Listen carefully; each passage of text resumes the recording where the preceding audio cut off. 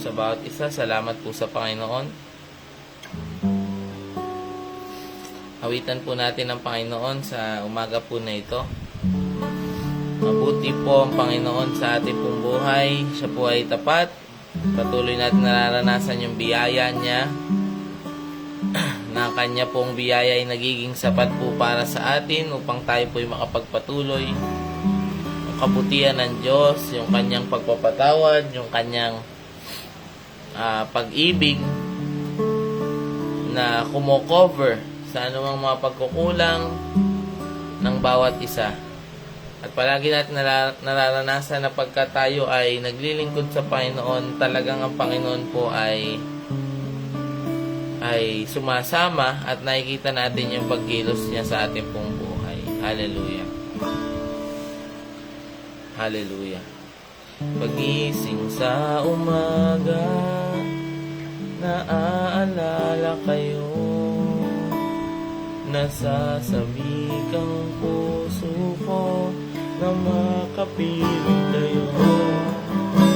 Umaawit, sumasamba, sumasayaw sa inyo, naghihintay ng pangungusap nyo. Pagising sa umaga, naalala kayo, nasasabik ang puso ko na makapiling kayo. Umaawit, sumasamba, sumasayaw sa inyo, naghihintay ng pangungusap nyo. Ayaw ko magkulang ng kapangyarihan nyo. Ayaw ko magkulang ng kabanalan nyo. Jesus, dakila kayo, tanging sandigan ko. Lakas nyo ay nanggagaling sa inyo. Pagising sa umaga, naaalala kayo. Hallelujah. Nasasabik ang puso ko na makapiling kayo. Umaawit, sumasamba, sumasayaw sa inyo, naghihintay ng pangungusap nyo. Ayaw kong magkulang ng kapangyarihan nyo. Ayaw kong magkulang ng kabanalan nyo. Jesus, dakila kayo, tanging sandigan ko. Lakas ko ay nanggagaling sa inyo. Ayaw kong magkulang ng kapangyarihan nyo. Ayaw kong magkulang ng kabanalan nyo. Jesus, dakila kayo, tanging sandigan ko. Lakas ko ay nanggagaling sa inyo. Lakas ko ay nanggagaling sa inyo. Lakas ko ay nanggagaling sa inyo. Hallelujah. Hallelujah.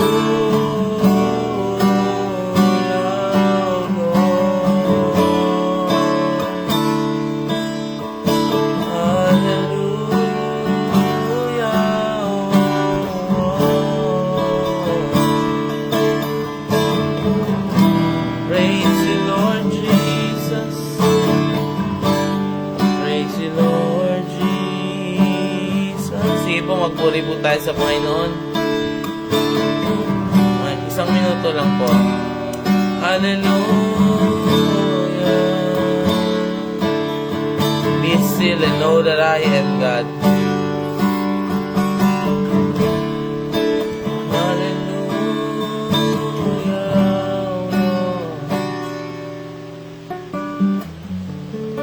Salamat po sa inyo, Panginoon.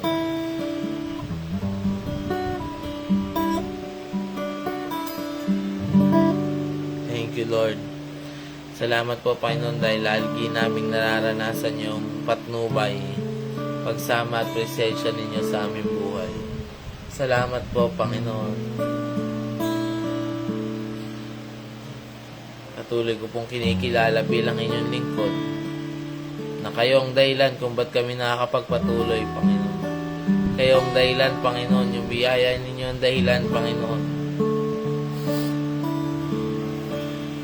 Patuloy nyo ipinapakita sa amin, Panginoon, yung inyo pong mabubuting gawa, Panginoon. Mga kahangahangang gawa. Salamat sa pag-ibig ninyo, Panginoon. Salamat sa tulong po ninyo sa buhay namin. Sa umaga po na ito, sa saglit na yung pagbubulay na inyong mga salita, kayo po patuloy na sumama sa amin. At lalo namin pong makilala kayo, Panginoon, sa pamagitan ng inyong mga salita. Salamat po sa pangalan ng Panginoong Yesus. Amen.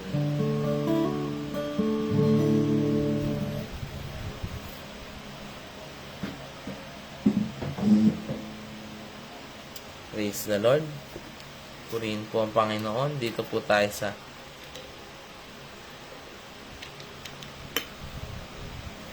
Salmo 111.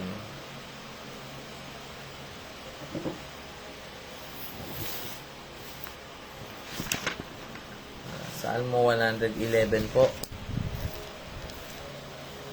Basahin po natin yung buong kapitulo. Oras na.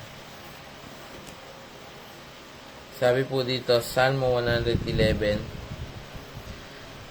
purihin ang Panginoon, buong puso kong pasasalamatan ng Panginoon sa pagtitipon ng mga matuwid. Napakadakila ng mga gawa ng Panginoon. Iniisip ito ng lahat na nagagalak sa kanyang mga gawa. Ang lahat ng kanyang mga gawa ay nagpapakita ng kanyang kapangyarihan at karangalan. At ang kanyang katuwiran ay nagpapatuloy magpakailanman. Ipinapaalala niya ang kanyang mga gawa, mga kahangangang gawa. Siya ay mapagbiyaya at mahabagin. Binibigyan niya ng pagkain ang mga may takot sa kanya. At ang kanyang kasunduan sa kanila ay hindi niya kinakalimutan. Ipinapakita niya sa kanyang mga mamayan ang kapangyarihan niya, ang kapangyarihan ng kanyang mga gawa sa pamagitan ng pagbibigay sa kanila ng mga lupain at ng ibang mga bansa. Tapat at matuwid ang lahat niyang ginagawa at mapagkakatiwalaan ang lahat ng niyang mga utos. Ang kanyang mga utos ay mananatili magpakailanman at ito'y ibinigay niyan ng buong katapatan at ayon sa katuwiran. Tinubos niya ang kanyang mga mamayan at gumawa siya ng kasunduan na pangwalang hanggan. Everlasting covenant. Banal siya at kahanga-hanga. Ang pagkatakot sa Panginoon ang pinagmumulan ng karunungan. Lahat ng sumusunod sa kanyang mga utos ay may mabuting pangunawa. Purihin siya magpakailanman. Sige nga po, baybayin po natin ito. Ano yung pinakamatututunan natin dito sa buong kapitulo po na ito? Alam niyo po kung anong makikita po natin dito? Isang tao, isang lingkod ng Panginoon na tunay na nakakakilala sa Diyos. Na naranasan niya talaga yung marahil si Haring David din yung sumulat po nito, naranasan niya talaga yung pagkilos ng Panginoon sa buhay niya. Kung meron mang dapat tayo na pinagsisikapan sa buhay po na ito ay yung patuloy nating maranasan ang Panginoon sa buhay natin.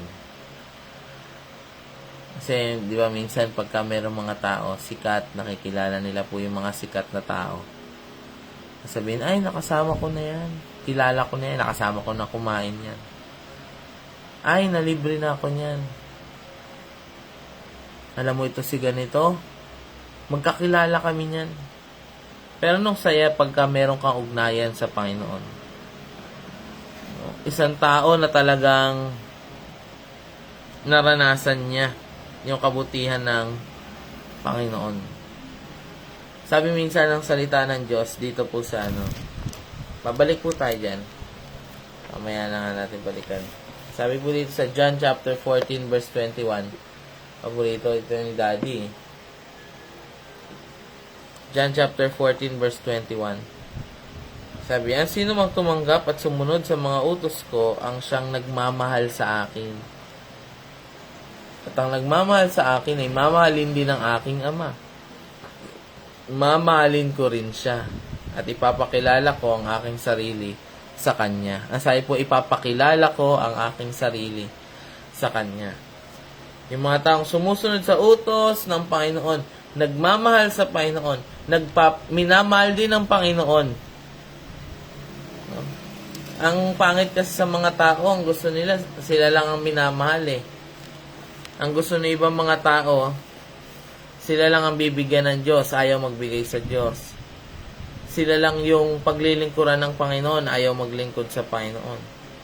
Gusto mo, kasi ikaw ang laging paglilingkuran ng mga kasama mo eh. Kaya, parang one-sided relationship. Pero yung mga tao talagang nakikipagrelasyon sa Panginoon at talagang nakikipagrelasyon din ng Panginoon. Mga tao na kumikilala sa Panginoon, kinikilala din ng Panginoon. Kaya kung dito po sa Salmo chapter 111, makikita natin, naranasan niya talaga yung mga napakadakilang gawa ng Panginoon. Sabi dito, buong puso ang pasasalamatan ng Panginoon sa pagtitipon ng matuwid. No, isang tao na I will not be silent. I will not be silent in the midst of the people, of your people, yung mamaya ng Panginoon. Sa church, talagang tataas ko yung aking kamay sa pagpupuri sa Panginoon. Makikita yan. Kung paano tayo po sa simbahan, kung paano po tayo sa pagtitipon ng mga tao. Yung pagpapahayag natin ng pasasalamat ng pagpupuri sa Panginoon. Napakadakila ng gawa ng Panginoon. Iniisip ito ng lahat na nagagalak sa kanyang mga gawa. Ang lahat ng kanyang mga ginawa ay nagpagpapakita ng kapangyarihan at karangalan at ang kanyang katuwiran ay nagpapatuloy magpakailanman. Naintindihan niya. Naintindihan ni Haring David na yung pagkagumawa ang Panginoon makapangyarihan. Nagpapakita ng karangalan ng Panginoon. Sabi ito po sa 4, pinapaalala niya ang kanyang kahangahangang gawa. Siya ay mapagbiyaya at mahabagin. Lahat po ba tayo makapagpatunay na ating pong Panginoon pinaglilingkuran ay hindi malupit na Diyos? He is a good God. Lahat po ba tayo makakapagpatunay na ang Diyos ay mapagbiyaya at mahabagin? Gracious and merciful. Pagka sinabing gracious, nagbibigay kahit hindi karapat-dapat yung tao. At pagkakarapat-dapat naman parusahan yung tao, binibigyan ng Diyos ng second chance. Mahabaging Diyos. Na pagka tayo umiiyak sa Kanya sa paghingi ng tawad at pagnanais na makabangon sa mga pagbagsak natin, ano sabi? Nagbibigay siya. His grace, His mercies never come to an end. Surely goodness and mercy shall follow me all the days of my life. Mga kapatid, napakabuti po na alalahanin yung kabutihan ng Panginoon sa atin. Lalo na pagka ganitong oras, umaga, nagbubulay-bulay ka ng salita ng Diyos. Inaalala mo yung ginawa ng Panginoon. Sabi ng awit, kailan ka iniwan ng Diyos? Kailan mo naranasan na siya'y wala? Anong sakit ang di niya pinagaling? Anong problema ang di niya binigyan ng katugunan? Di ba't wala lahat ay dilingid sa Kanya? Praise the Lord. Sabi ito, binibigyan niya ng pagkain ng mga may takot sa Kanya. Talagang ang taggutom ay malayo sa tahanan ng mga matuwid. Ang taggutom, ang gutom ay malayo sa mga anak ng Panginoon. Ibig sabihin pagka tayo ay anak ng Panginoon. Alam niyo po yung yung alibughang anak, paborito ko yun Alam nung alibughang anak dun sa amin, kahit yung pinakamababang katulong napapakain. Alam nung anak na kahit na yung pinakamababa, pinakaabang lingkod ay tumatanggap ng sapat na pagkain. Hallelujah. Meron po ba dito hindi na po ako nakakakain? Dahil sa paglilingkod sa Panginoon. Wala. In fact, iba sa atin, lumalaki pa nga. Tayo, lumalaki. Bakit? Dahil sa kasaganaan. Sabi nga ang mapagbigay daw na tao shall be made fat. A generous soul, a liberal soul, shall be made fat. Yung mga tao na hindi bukas lagi ang palad, shall be made fat. Kaya kung gusto natin tumaba, patuloy tayo magbigay. Ibig sabihin po sobra yung provision ibinibigay ng Panginoon sa mga taong mapagbigay. Totoo po, sabi ni Pastora Onyx, shall be made fat. Dito sa 10 minuto pa.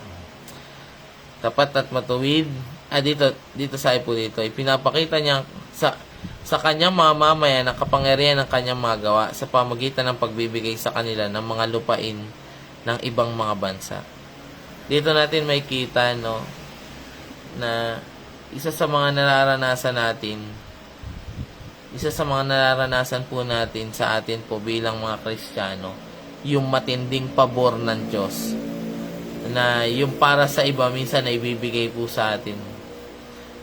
Merong mga tao nga po na nag-iipon sila, nagpupundar, ganito. Sumusobra sa kanilang pangailangan. Ngayon, parang naiisip nila, kanino kaya ito pwede ibigay? Tapos maaalala ka, ibibigay sa'yo. Makikita mo na, teka, hindi akin to pero nagkaroon ako. Nararanasan niyo po ba yung ganong klase ng pagpapala? Ang Doropate, maging kami po, Masaredo family, ay maraming pagkakataon na nababagyan ng mga bagay na hindi natin pinaghirapan.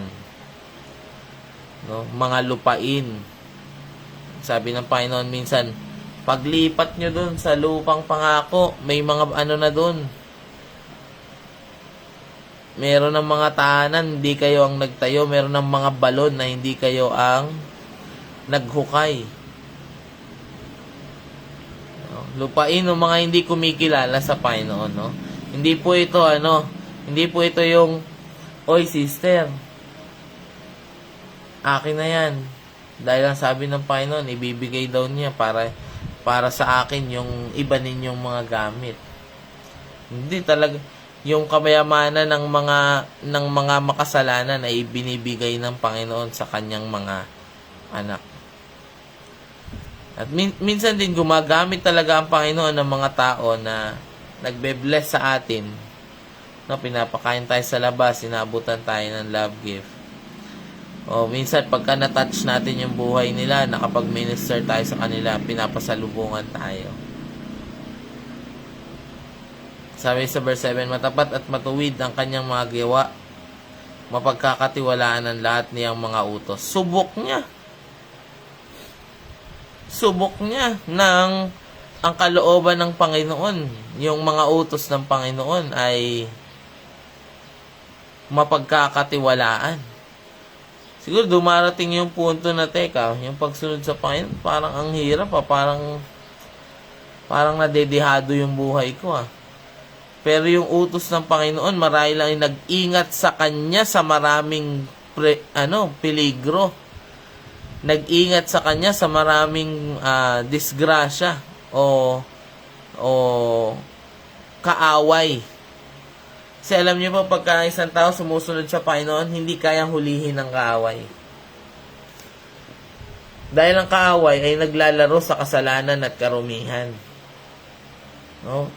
Ang kaaway ay naglalaro sa kadiliman. Kaya kung makikipaglaro ka sa kanya, sa kanyang master, expert siya dyan. Pero yung isang tao na sumusunod sa Panginoon, ay hindi yan mahuhuli ng kaaway. Subok ng lingkod ng Panginoon dito na sumulat na yung mga utos ng Panginoon ay mapagkakatiwalaan, nag-ingat sa Kanya. Sabi niya sa verse 8, ang lahat ng mga utos ng Panginoon mananatili magpakailanman. His statutes shall be forever. Pagdating natin sa langit, yung kautusan ng Panginoon, yun din yung batas na susundin. Kaya ang langit ay napakagandang lugar. Bakit? Mali na ang kapwa, gaya ng pag-ibig ng Panginoon sa atin. At saka iniisip ko din po, na yung kautusan ng Panginoon ay revelation ng kung anong uri ng buhay meron sa inaharap. Siguro di na tayo kakain ng baboy. Pinangako ng Panginoon yung prutas ng langit. Tinubos niya ang kanyang mga mamamayan at gumawa siya ng kasunduan na pang walang hanggan.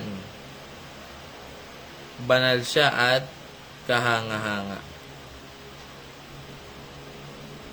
Purihin ng Panginoon. Kasunduan daw ng Panginoon ay pang walang hanggan. Heaven and earth shall pass away, but my word will still remain. Siyempre, ang pinakagusto natin ay makasama tayo doon sa kasunduan na yun ng Panginoon. Kaya tayo tumanggap sa Panginoon. Gusto din natin sana na yung buong pamilya natin tanggapin yung pag-ibig ng Panginoon, yung pangako ng Panginoon. At dito sa dulo, ang pagkatakot sa Panginoon ang pinagmumulan ng karunungan. Lahat ng sumusunod sa kanyang mga utos ay may mabuting pangunawa. Purihin siya magpakailanman. Talagang itinaas ng lingkod ng Panginoon. The fear of the Lord is the beginning of wisdom. At lahat ng mga tao na sumusunod sa Kanya have understanding.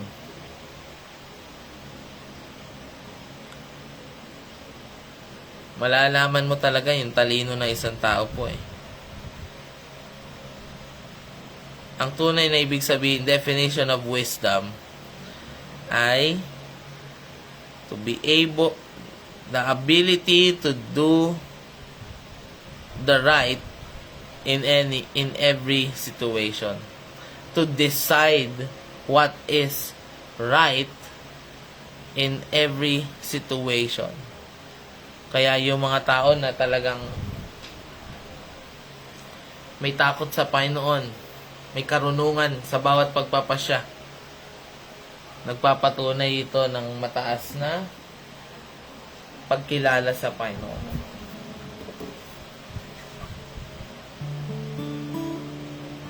Mga kapatid, sa buhay po natin, lalo natin sana po makilala ang Diyos ng universe. Isang bagay na yung relasyon natin sa Panginoon, yan yung mga kayamanan na marahil hindi naiintindihan ng iba kung gaano kahalaga. Pero yung makausap mo, magkaroon ka ng ugnayan sa Diyos na buhay, ay talagang napakasayang journey, napakasayang maging karelasyon ng Panginoon. At sabi nga with the longer I serve Him, the sweeter He grows. The more that I love Him, more love He bestows. Each day is like heaven. My heart overflows. The longer I serve Him, the sweeter He grows. Hallelujah. Hallelujah. Salamat po sa inyo, Panginoon. Madali magsimula ng relasyon. Madali din magtapos. Pero mahirap magtuloy ng relasyon. Marami ng mga mag-asawa, magkakaibigan na naghihiwalay. Mga relasyon na napuputol. Ang mabuti sa relasyon natin sa Panginoon, siya palagi ang nag-iingat nito. Hallelujah. Maraming pagkakataon na hindi tayo karapat-dapat sa Kanya dahil sa ating mga pagpapasya. Pero patuloy tayo inaabot ng Panginoon. Mga kapatid, kung meron mang bonus sa pagkilala sa Panginoon, mararanasan mo yung pag-ibig at kabutihan ng Diyos. Surely goodness and mercy shall follow me all the days of my life, and I will dwell in the house of the Lord forever. Lord, sa oras po na ito, nilalapit ko po sa inyo po mga anak. Tulungan niyo po sila at samahan, Panginoon. Nihiling ko po ang pagkilos niyo po, Panginoon. Sa lahat ng magtatrabaho, sa lahat ng mga may pinag-aaralan, may pupuntahan, Panginoon, magbubukas ng negosyo, Panginoon. Kayo po ang patuloy na magpala at gumabay po sa kanila. Yung mga bata na nagbabakasyon, Lord, ingatan niyo po, Panginoon. Ingatan niyo ang kanila po mga anak, Panginoon. Medyo exposed sila sa kasalanan at sa kamunduhan. Pero hayaan niyo nga po, may your Holy Spirit, Lord, ang mag-iingat po sa kanila. Ibuklod niyo po sila, Panginoon, sa mundo na ito, ang mga kabataan namin, ang mga anak namin, Panginoon. Ibukod niyo po sila, Panginoon, sa mundo na ito. Hallelujah, Lord Jesus. Salamat po, Panginoon. At Lord, may you reveal yourself to us, Lord. Lalo nga po kayo magpakilala sa buhay namin. Lord, patuloy niyo rin po tulungan ang mga anak po ninyo, ang mga pastor, ang mga leaders ng Door of Faith Churches, Panginoon, mula kay Pastor Joseph Masaredo, mga teachers ng Bible School, mga district supervisors, mga kapastoral, Panginoon, na nagpapatuloy sa paglilingkod sa inyo, maging ang mga manggagawa na tumutulong sa gawain. Lord, sa pangalan ng Panginoong Jesus Ama, hinihiling ko po, Panginoon, na kayo, Panginoon, ay patuloy nilang maranasan na ang pagkilos at paggawa ninyo ay makita nila, Panginoon, na ang pagsama po ninyo ay maranasan nilang palagi.